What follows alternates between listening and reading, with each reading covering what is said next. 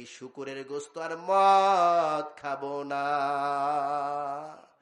সেই মদ আমরা খাই কিনা বলেন? সেই মদ আমরা খাই কিনা? হারাম জিনিস আমরা খাই কিনা? সুদ আমরা খাই কিনা? সমাজের মধ্যে খুব খেয়াল করে শুনবেন, সমাজের মধ্যে যদি কোনো ব্যক্তি সুদের 1 টাকা খায়, খেয়াল করেন, তার মায়ের সঙ্গে 42 বার জেনা করলে যে গুনাহ হয়, ওই গুনাহ তার আমলনামায় দেওয়া হয়।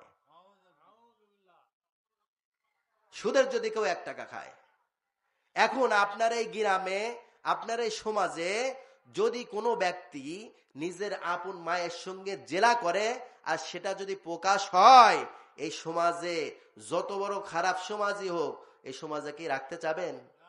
বলেন, রাখতে চাবেন? তাকে বিচার করবেন না? তাহলে তাকে যদি আপনি বিচার করতে চান, তাহলে সুদের 1 টাকা খাইলে 42 বার জেনা করার গুনাহ তার আমলনামায় হয়। সুদখোর কেন আপনার মহল্লায় চলতে দেন? অভাব কিসের বলেন? অভাব হলো এই একটা জিনিসের, অভাব হলো এই একটা জিনিসের। এই জিনিসটা যদি আমরা মনে প্রাণে মেনে নিই, এই জিনিসটা যদি আমরা বুকে ধারণ করে নিই, এই জিনিসটা দিয়ে যদি আমার বাড়ির সবাইকে আমি পরিচালনা করি, এই জিনিস দিয়ে যদি আমার গ্রামকে আমি পরিচালনা করি, এই কোরআন দিয়ে যদি আমার থানাকে আমি পরিচালনা করি, এই কোরআন দিয়ে যদি আমার রাষ্ট্রকে আমি পরিচালনা করি, ওই সমাজে ওই বাড়িতে কোনো সন্তানই আবা খাইতে পারবে না। ওই সমাজে ওই গ্রামে কোনো ব্যক্তি টেন্ডারবাজি চাঁদাবাজি করতে পারবে না। যেই রাষ্ট্রের মধ্যে এই কোরআন থাকবে, ওই রাষ্ট্রের মধ্যে কোনো ব্যক্তি দুর্নীতি করতে পারবে না, যদি এই কোরআনের আইন বাস্তবায়ন হয়। কথা বলেন ঠিক কিনা? ভাই ঠিক কিনা বুঝলেন না? ঠিক হবে। এখন আমরা ঠিক হব কখন জানেন? এখন গল্প বলা লাগে যে এক সাপ আর ব্যাঙ পাদেছে মামা ভাগ্নে।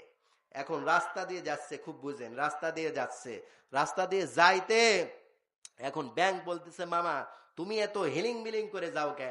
আমাদের মধ্যে আছে না কেউ একটু ইহলে পর অহংকার দেখায়, হাম তো হাম, হাম তো হাম, একটু শক্তি মুক্তি ক্ষমতা থাকলে মানে সাধারণ মানুষকে মানুষই মনে করে না। তো সাপ তো সে বিষধর সাপ, সে হেলেং দেলেং করে যাচ্ছে। ব্যাঙ বলতেছে, মামা একটু ভালোভাবে যাও, একটু সোজা হয়ে ভালোভাবে যাও। তো সাপ বলতেছে, তোমার এত বড় সাহস, তুমি আমাকে এই কথা বলো যে সোজা হয়ে যাও? এই সাহস তুমি কোত্থেকে বলে? ব্যাঙের মারছে দামুর। ব্যাঙ তো দৌড় মারে, এক পুষ্করের মধ্যে লাফ দিয়েছে, আর মামা সাপ পুকুরের 4 পাশ দিয়ে খালি ঘুরতেছে, বনবন করে ঘুরতেছে। ব্যাঙ মাঝে মধ্যে একটু মাথা উঠায়, দেখে মামা ঘুরতেছে, আর নিচে না। ভাই পাশেই ছিল স্কুল, স্কুলে ছাওয়ার পর দেখছে যে সাপ পুকুরের 4 পাশ দিয়ে ঘুরতেছে। লাঠি নিয়ে এসে এমন বাড়িয়েছে, বাড়িয়ে তো মারছে, রাস্তার পর দিয়ে দিয়েছে যাতে গাড়ি আসে, টাক আসে, টাকের নিচেই পড়ে। ব্যাঙ কিছুক্ষণ পর তাকায়, দেখে মামা নাই। কেরে কই গেল? পরে উঠি দেখে যে রাস্তার পর টান টান হয়ে শুয়ে আছে। তখন ব্যাঙ যাই বলতেছে, মামা সেই সোজা তুমি হইলা, কিন্তু মরার আগে হইলা না, মরার পর হইলা। যদি মরার আগে তুমি সোজা হইতে, তাহলে তোমার আজকে টান টান হয়ে টাকের নিচেই পড়া লাগতো না। কথা বুঝাইতে পারছি? কথা বুঝাইতে পারছি আমি? তা আমার হায়াতের জিন্দেগি থাকতে, হায়াত থাকতে আমাদেরকে আগের থেকেই বুঝতে হবে, আগের থেকে আমাদেরকে বুঝতে হবে। আমরা যদি আগের থেকে না বুঝি, কবরে যাই আর বোঝার সুযোগ নাই। এই জন্য আব্দুল্লাহ ইবনে হুযাইফা